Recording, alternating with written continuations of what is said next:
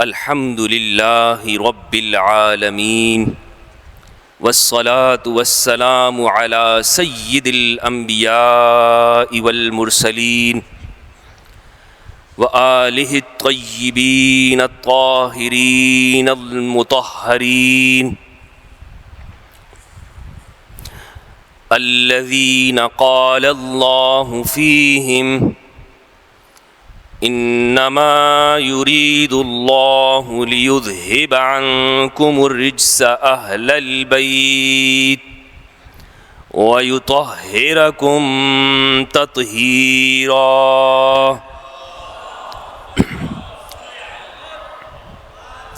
اما بعد فاعوذ بالله من الشيطان الرجيم بسم الله الرحمن الرحيم وما تفرق الذين أوتوا الكتاب إلا من بعد ما جاءتهم البينة وما أمروا إلا ليعبدوا الله مخلصين له الدين حنفاء وَيُقِيمُوا الصَّلَاةَ وَيُؤْتُوا الزَّكَاةَ وَذَلِكَ دِينُ الْقَيِّمَةِ صلوات اللهم صل على محمد وآل محمد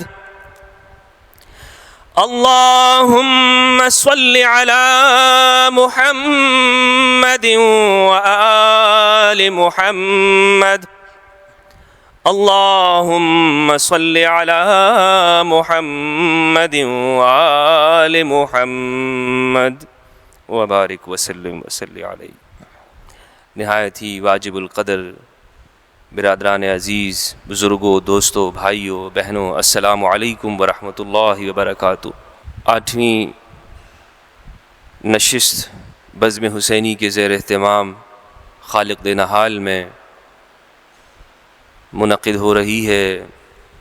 آپ سب تشریف لائے، نہایت متشکر ہوں۔ اللہ کریم ہم سب کو قرآن اور اہل البیت کی معرفت عطا فرمائے۔ اور میں یہاں پر آغاز میں بزم حسینی کی اس وسعت ظرفی کو داد دینا چاہوں گا کہ یہاں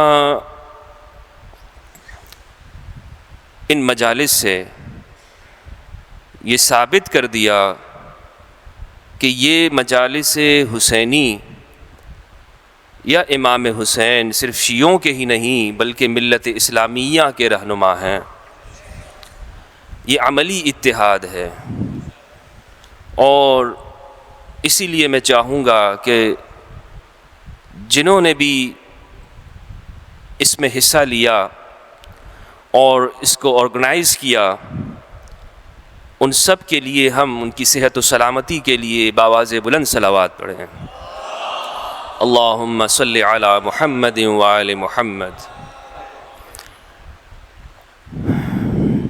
دوستو، میں نے جو آیت کریمہ آپ کے سامنے تلاوت کی، سورہ بینہ، کہا گیا کہ پچھلے گروہوں میں جو لوگ اختلاف میں پڑ گئے تو اس وجہ سے پڑھے کہ وہ لوگ پڑھے کہ جنہیں کتاب دی گئی، اوت الکتاب، اور ساتھ ساتھ میں ان کے پاس بینہ بھی موجود تھا، بینہ، لیکن پھر بھی اختلاف میں پڑ گئے۔ مطالبہ کچھ نہیں تھا، مطالبہ یہ تھا کہ ایک اللہ کے لیے دین کو خالص کر دو، الا لہ الدین الخالص، دین خالص اسی کا ہے، عبادت، توحید، تعظیم اور یکتا خداوند کہ جو ہماری ساری طاقتیں اس کے سامنے تسلیم ہوں گی، اخلاص اور بندگی کے ساتھ اس کے سامنے پیش ہو جاؤ۔ یہی مطالبہ ہے، پچھلے لوگوں سے بھی یہی مطالبہ ہوا، اس امت سے بھی یہی مطالبہ ہے۔ یہ جو ایام ہیں، کہا جاتا ہے اگر کوئی ان آیات کو پڑھ کر یا ان آیات کو کہ جو قرآن مجید میں ہیں، ایاک نعبد و ایاک نستعین، پروردگار ہم صرف تیری عبادت کرتے ہیں اور تجھ ہی سے مدد مانگتے ہیں، اگر یہ پڑھ کر کوئی یہ کہے کہ یہ جو مجالس حسینی ہوتی ہیں یا جو علم ہے، تعزیہ ہے، یا کہیں پر ذوالجناح کو بھی وہاں پر دکھایا جاتا ہے، تو یہ سب کچھ وہ معمولات ہیں کہ جو غیر اللہ کے لیے ہیں، تو میں یہ سمجھتا ہوں کہ یہ قرآن کے ساتھ اور قرآن کے دعوی توحید کے ساتھ سراسر ناانصافی ہے، اس لیے کہ مجالس حسینی میں ذکر اللہ کا ہے، اللہ کی وحدانیت کا بیان ہے، توحید کا بیان ہے، عبادت کے لائق سزاوار صرف ایک اللہ ہے، ایک اللہ، اسی کے سامنے جھکا جائے، اسی کی توحید کو مانا جائے، ورنہ کوئی عمل قبول نہیں ہے۔ لیکن ذکر حسین سے مقصد وہ ہے کیا؟ جو ہم نے گفتگو کی ہے، میں چاہتا ہوں کہ آج آٹھویں ہماری نشست ہے، اور چونکہ کربلا لگ چکی ہے، اس لیے میں اپنی جتنی بھی گفتگو میں نے کی ہے، جس موضوع کو لے کر ہم چل رہے تھے، اس سے میں آگے بڑھنا چاہوں گا، اور ذرا آپ کی حسن سماعت کو میں متوجہ کرتے ہوئے اس موضوع کی جانب آتا ہوں کہ تعظیم خداوندی کے سمجھنے میں غلطی کیسے پیدا ہوتی ہے۔ شیطان نے کہا کہ میں ان کے لیے لَأَقْعُدَنَّ لَهُمْ صِرَاطَكَ الْمُسْتَقِيمَ، اے پروردگار تو مجھے یہاں سے تو نکال رہا ہے، لیکن میں ان کے لیے تیرے سیدھے رستے پر بیٹھوں گا، صراطک المستقیم، جو سیدھا رستہ تم نے بتایا ہے میں وہیں پہ بیٹھوں گا۔ اچھا پھر کیا کرے گا؟ لَأُغْوِيَنَّهُمْ أَجْمَعِينَ، سب کو اغوا کروں گا، سب کو وہاں سے لے جاؤں گا میں۔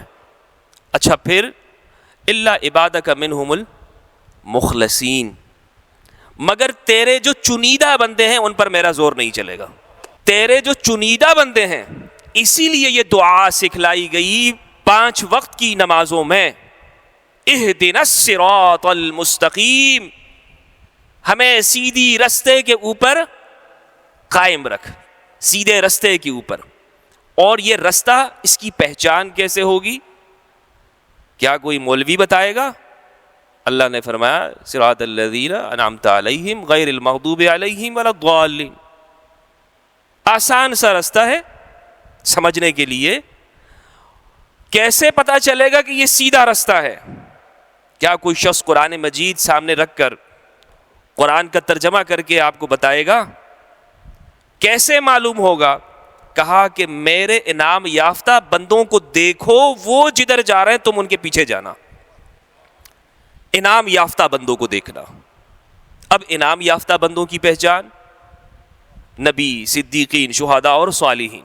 اسی لیے سید الشہداء ابی عبداللہ حسین بن علی الامام علیہ الصلاۃ والسلام، اللہم صلی علی محمد وآل محمد، ان کا ذکر اس لیے ہو رہا ہے کہ وہ عبد خالص ہیں۔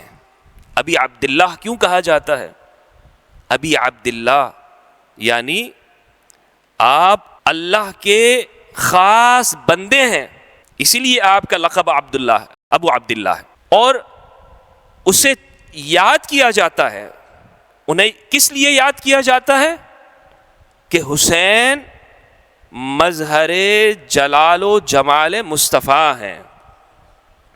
ذکر حسین ذکر مصطفیٰ ہے، ذکر مصطفیٰ ذکر خدا ہے۔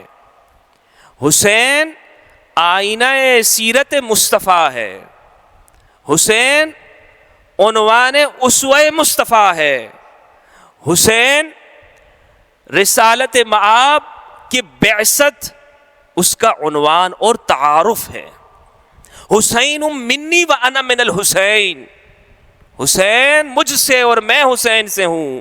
دنیا کو میرا یہ نواسا میرا تعارف کرائے گا، یہ دنیا کو بتائے گا کہ حلال محمد کیا ہے اور حرام محمد کیا ہے.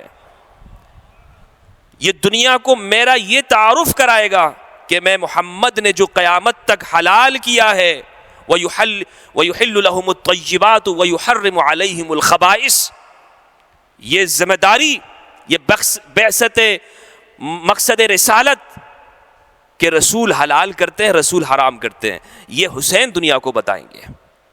یہی وہ بات تھی. صرف مقصد یہ نہیں کہ حسین میری بیعت کر لے، کوئی سیاسی مسئلہ نہیں. مسئلہ کیا تھا کہ جو میں کہتا ہوں وہ شریعت ہے، جو میں چاہتا ہوں وہ شریعت ہے، میری بات شریعت ہے، میرا حکم شریعت ہے، جس طرح میں چاہتا ہوں وہ شریعت بن جائے. حسین اس پر صرف سائن کرتے. تو امام حسین، اسی لیے آپ نے اس بات کو کہ مجھ جیسا تجھ جیسے کی بیعت نہیں کر سکتا، مثلی لا یبایع مثلہ، حسین جیسا کبھی تیرے جیسے کی بیعت نہیں کر سکتا. اسی لیے امام نے پہلے بھی یہ جملہ میں نے عرض کیا تھا کہ یزید کی تخنشینی سے پہلے ہی امام نے کہہ دیا تھا کہ حالات وہ سارے ہو گئے ہیں کہ جو میرے قیام کے لیے ہیں، لیکن چونکہ میرے بھائی نے صلح کر لی ہے، اس لیے اس صلح کی وجہ سے جب تک کہ یہ بات متحقق نہیں ہو جاتی اور جو کچھ امام نے فرمایا اسی طرح ہوا. جو لوگ پیچھے رہ گئے انہوں نے پھر دیکھا کہ شریعت کو کیسے اللہ کی حرمات کو پامال کیا گیا، کعبۃ اللہ کو پامال کیا گیا. جس حسین نے اپنے نانا کا گھر چھوڑا، نانا کا شہر چھوڑا کہ میں اس کی حرمت کو پامال نہیں دیکھنا چاہتا، میں کعبۃ اللہ کی حرمت کو پامال نہیں دیکھنا چاہتا، میں یہاں سے کوفہ جا رہا ہوں. اس شہر کے ساتھ، بلد الحرام کے ساتھ، مدینۃ المنورہ کے ساتھ کیا کیا گیا؟ وہاں پر مسجد نبوی میں گھوڑے باندھے گئے، شراب کو جائز قرار دے دیا گیا، اللہ کی حرمات اور حدود اللہ کو پاؤں تلے روندا گیا. یہ سب کچھ دنیا نے دیکھا اور ہمارے مورخین نے، اہل سنت کے علماء نے، سب نے اسے لکھا ہے کہ یہ سب کچھ وہاں پر ہوا تھا. تو اسی لیے عزیزان محترم، عبد خالص وہ ہے کہ جو سینے میں شمع توحید کو جلا کر اپنی پیشانی کو ایک اللہ کے لیے خالص کرتے ہوئے حق کے لیے کھڑا ہو جائے اور باطل سے ٹکرا جائے.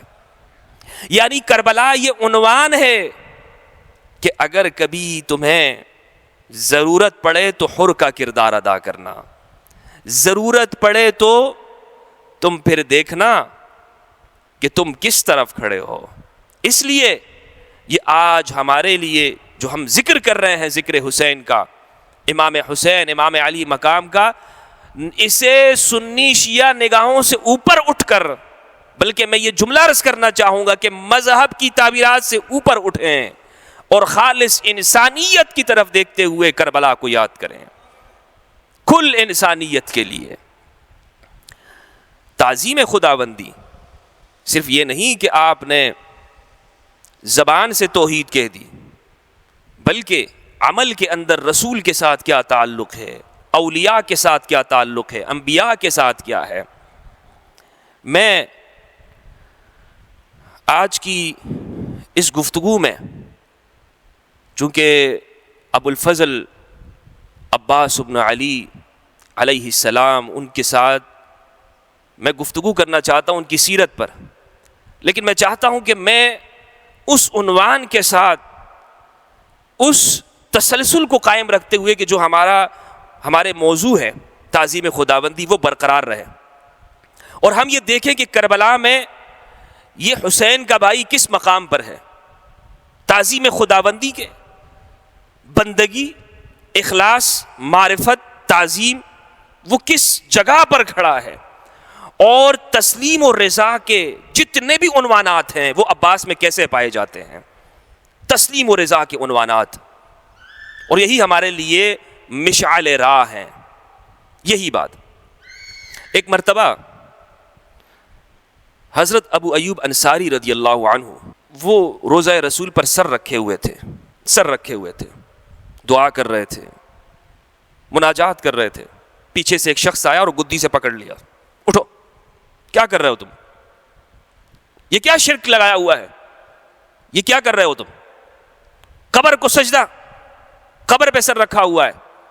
حضرت ابو ایوب انصاری نے کہا، جب پیچھے مڑ کے دیکھا تو مروان بن الحکم تھا. کون تھا؟ توحید. یہ ہے توحید مروان کی. قبر کو سجدہ کر رہے ہو. ابو ایوب انصاری نے اس کی طرف دیکھا، کہا مروان، میں کسی پتھر کے پاس نہیں آیا، حبیب خدا کے پاس آیا ہوں، اللہ کے محبوب کے پاس آیا ہوں، میں نبی کے پاس آیا ہوں. تم سمجھتے ہو کہ یہ مردہ ہے، اور مجھے یاد رکھو میرے حبیب، انہوں نے مجھے یہ کہا ہے کہ دین پر اس وقت مت رونا کہ جب دیندار کم ہو جائیں، بلکہ اس وقت دین پر رونا کہ جب تیرے جیسے نااہل حکمران بن جائیں.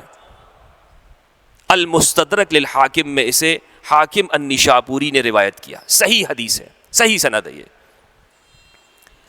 یہ ہے ایک تصور. تو اب اگر کوئی علم کی تعظیم ہوتے ہوئے دیکھ کر یہ کہہ دے کہ یہ تو بدعت اور شرک ہے، تو اسے ذرا اپنی توحید کی تاریخ بھی سمجھنا چاہیے. پھر اسے کہ توحید کس جگہ سے اور منبع سے توحید لے رہا ہے، صحابہ سے توحید لے رہا ہے یا طلقاء سے توحید لے رہا ہے. توحید کا تصور صحابہ کا، یہ حبیب خدا ہے، پتھر کے پاس نہیں آیا ہوں میں. تو علم سے یہ ایک استعارہ ہے، نشانی ہے. جیسے یہاں پر ممبر کے دونوں اطراف میں جو بھی چیزیں ہیں، یہ در حقیقت یہ مقصود نہیں ہے، یہ ایسے مقصود نہیں ہے کہ یہ ان کی کوئی پرستش کی جائے. نہیں، عبادت تو غیر اللہ کی ہے ہی نہیں، عبادت تو اللہ کے لیے ہے، عبادت کے لائق. لیکن تعظیم اور یہ حقیقت میں یاد دلاتا ہے کہ یہ علم، اس کی ایک پوری تاریخ ہے، اور یہ تاریخ اگر ہم سمجھ لیں تو پھر یہ نہیں ہوگا کہ جناب یہ کوئی علم، یہ تو شیعوں کی علامت ہے، یہ حسینیت کی علامت ہے، ابراہیم کی علامت ہے. سنن ترمذی کی روایت ہے کہ رسول اللہ صلی اللہ علیہ وآلہ وسلم کا علم سیاہ رنگ کا تھا. رأیت النبی سودا ولواؤہ ابیض، اور اس کا جو جس پر قائم ہوتا ہے علم، رأیہ کہتے ہیں، رأیہ جو وہ کپڑا جو ہوا کے ساتھ جاتا ہے اس کو رأیہ کہتے ہیں، اور لوا اسے کہتے ہیں جس پر وہ کپڑا قائم ہوتا ہے. وہ سفید رنگ کا. معلوم ہوا کہ رسول اللہ کا علم تھا، یہ بات معلوم ہوئی.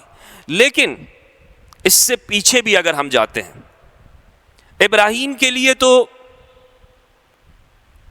اسے تو توحید کی عظمت بیان کرنے کی وجہ سے منجنیق میں ڈال دیا گیا. لیکن بعد کے انبیاء کرام کی اگر ہم تاریخ دیکھتے ہیں، حضرت موسیٰ ہمیں نظر آتا ہے کہ انہوں نے ایک اجتماعی جدوجہد کی ہے. حضرت موسیٰ کے علم بردار وہ ہارون علیہ السلام تھے، جناب ہارون یا کبھی یوشع بن نون. طالوت اور جالوت کے واقعے میں جو مؤمنین کا لشکر ہے علم بردار حضرت داؤد ہیں، اور رسالت معاب کی جنگوں میں علم بردار جو علم اٹھائے ہوئے ہوتے تھے. آپ مختلف جنگوں میں ہر قبیلے کو علم دیا کرتے تھے، یہ فلاں قبیلے کا علم ہے، یہ فلاں قبیلے کا ہے. لیکن جو بنی ہاشم کا علم ہے، جو رسول کا علم ہے، رسول کے زمانے میں بدر میں علی، احد میں حمزہ، اور جنگ موتا میں جنگ موتا میں جعفر کے پاس، کبھی علم عمار کے پاس بھی ہوتا تھا، عمار کے پاس، کبھی سعد بن عبادہ کے پاس ہوتا تھا۔ فتح مکہ میں سعد بن عبادہ کے پاس تھا، جب انہوں نے اعلان کیا نا الیوم یوم الملحمہ، آج خون بہائیں گے ہم، آج تو ہم ان کی گردنیں کاٹیں گے، رسول اللہ نے کہا ان کے بیٹے سے علم ان سے لے لو اور تم لے لو۔ علم کی یہ تاریخ صفین میں ہمیں نظر آتا ہے، صفین میں مجمع الزوائد کے اندر علامہ ہیثمی نے ایک شاندار روایت نقل کی ہے جس کی سند صحیح ہے۔ علامہ ہیثمی کہتے ہیں کہ حضرت عثمان کے دور میں جب یہ سیاسی واقعات کچھ اس طرح سے ہوئے تو لوگ حضرت حذیفہ ابن الیمان کے پاس آئے، حذیفہ ابن الیمان کے پاس، رازدار رسول، جن کو اللہ کے رسول نے منافقین کا علم دیا ہوا تھا۔ صحیح مسلم کے اندر ایک پورا چیپٹر ہے، باب صفاتی و احکام المنافقین، یہ چیپٹر ہے منافقین کی علامتوں کے بارے میں کہ کون کون منافق ہے۔ اس میں ایک روایت صحیح مسلم کی ہے اور جو اس جگہ کا مقام نہیں ہے، لیکن وہ حذیفہ ابن الیمان سے منقول ہے، حذیفہ بن یمان سے۔ اور اس سفر میں حذیفہ بھی ہیں، عمار بھی ساتھ میں ہیں، رسول اللہ کے ناقہ کو آپ لے کر جا رہے ہیں۔ حذیفہ ابن الیمان کے پاس لوگ آئے اور کہا کہ یہ بتائیں کہ ہم نے تو ظلم سے تو ہم محفوظ رہے، لیکن یہ جو فتنے ہو رہے ہیں اس سے ہم کیسے بچیں، اس سے ہم کیسے بچیں گے؟ حذیفہ ابن الیمان نے کہا فتنوں سے بچنا چاہتے ہو؟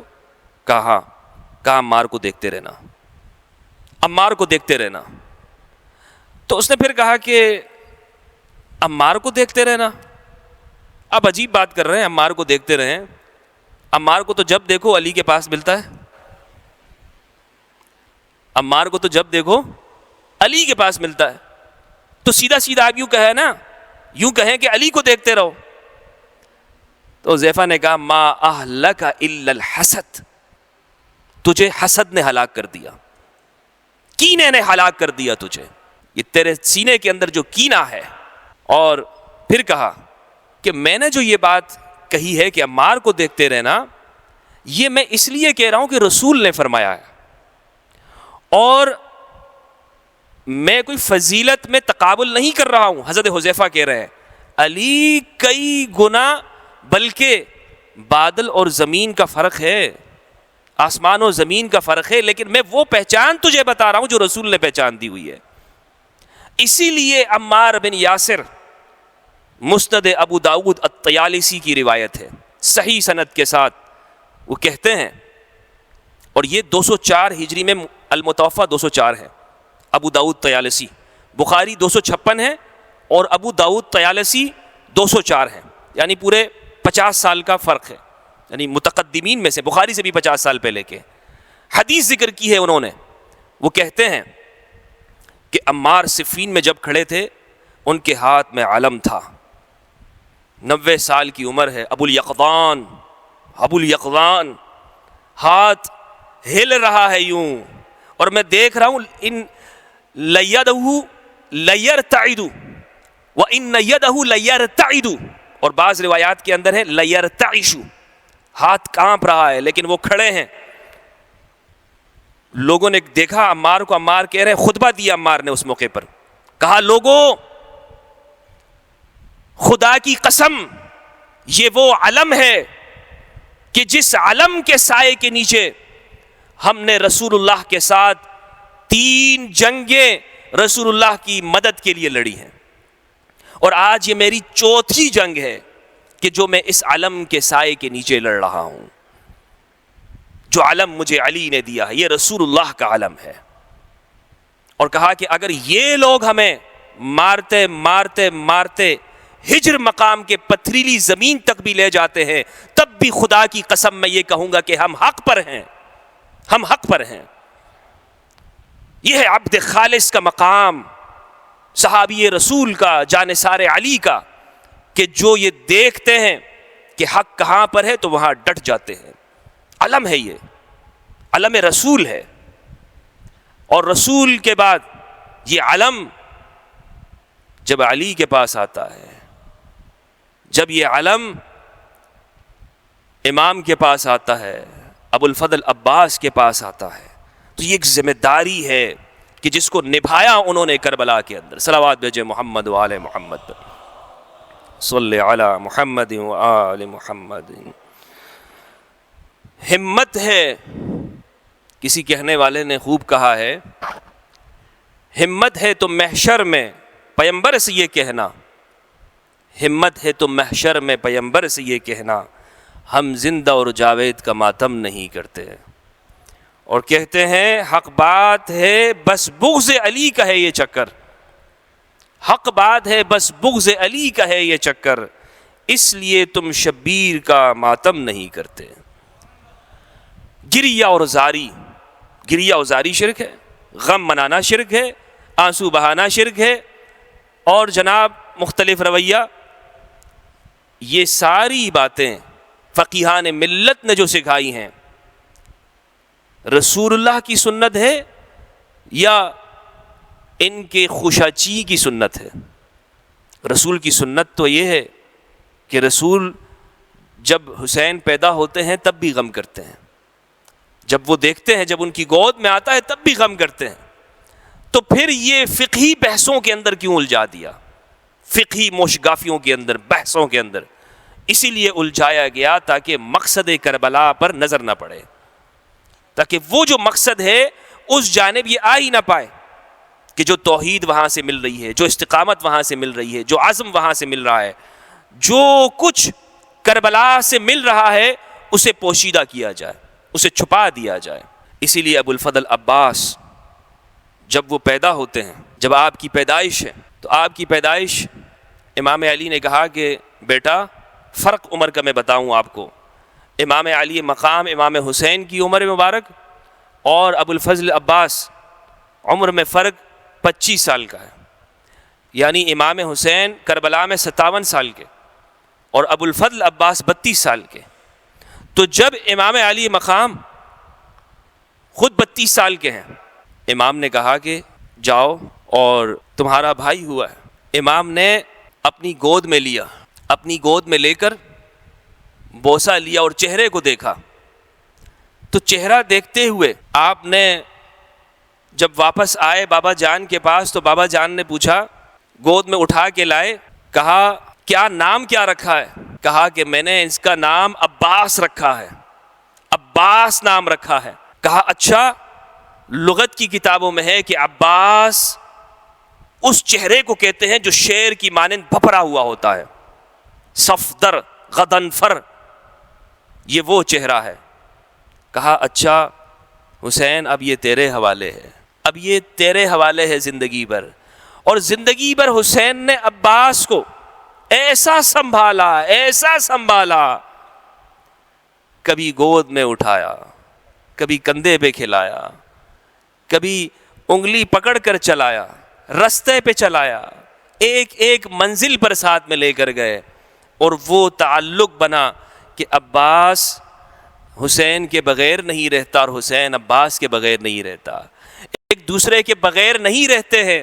ایسی محبت اور بھائی ہونے کا تعلق کہ جدھر دیکھو حسین وہاں پر عباس ہے، جہاں پر عباس وہاں پر حسین ہے، دونوں کا یہ تعلق، یہ محبت کا تعلق، الفت کا تعلق، یہ آخر تک ہمیں زندگی میں نظر آتا ہے، آخر تک۔ اور شروع میں اگر ہم دیکھتے ہیں تو جب امام مدینہ میں ہے نا، مدینہ میں، اور اس وقت میں یزید حکمران جب بن گیا، انہوں نے عمر بن سعید اشتق کو خط لکھا، گورنر کو تبدیل کیا اور کہا کہ حسین سے بیعت لینا۔ امام حسین علیہ السلام وہاں پر مروان پہلے سے موجود تھا، بلایا، امام عباس کو ساتھ لے کر گئے اور کہا کہ دروازے کے باہر کھڑے ہو جانا، اگر میری آواز تمہیں محسوس ہو بلند ہو کر تو پھر آنا۔ عباس کو باہر کھڑا کر دیا، علی اکبر ساتھ ہیں، اور اندر اکیلے چلے گئے۔ مروان بہت کوشش کرتا رہا، بہت اس نے کوشش کی کہ وہ گورنر وہ حکم جاری کر دے بلکہ یہیں پر کام تمام کرے، بہت کوشش کی۔ اور ایک مرتبہ جب اس نے دھمکی دی کہ میں تمہیں قتل کر دوں گا، امام کی آواز بلند ہوئی، کہا عباس کے ہوتے ہوئے عباس کے ہوتے ہوئے، اور سب سے پہلے جو دروازے میں داخل ہوئے وہ عباس ابن علی تھے. کہا امام اجازت دے میں بھی اس کا کام تمام کر دیتا ہوں. امام نے کہا نہیں، میرے نانا کا شہر ہے، اس شہر کی حرمت کو پامال نہیں کرنا ہے. لا اقسم بہذا البلد وانت حل بہذا البلد ووالد وما ولد. اے پیارے، اس شہر کی قسم جس شہر میں تو اتر رہا ہے، جس شہر میں تیرے قدم ہے، اس شہر کی مٹی کی قسم، اور اس والد کی اور بیٹے کی قسم. والد کی بھی قسم، وہ بھی گواہ اور اس کا بیٹا بھی گواہ ہو جائے. تاریخ انسانیت کے اندر، تاریخ انسانیت میں علی جیسا باپ نہیں، عباس جیسا بیٹا نہیں ہے. علی جیسا. اور یہ کوئی خطیبانہ جملہ نہیں ہے، کوئی خطیبانہ نہیں ہے جملہ، بلکہ حقیقت یہ ہے، حقیقت یہ ہے کہ علی مظہر مصطفیٰ اور عباس مظہر علی. علی نفس مصطفیٰ، عباس نفس علی ہے، نفس علی.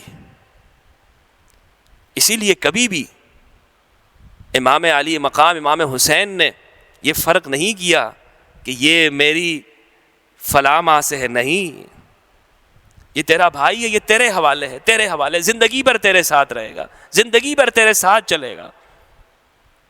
جب کربلا کی طرف روانہ ہو رہے تھے، ام البنین ہائے ہائے ہائے بلایا،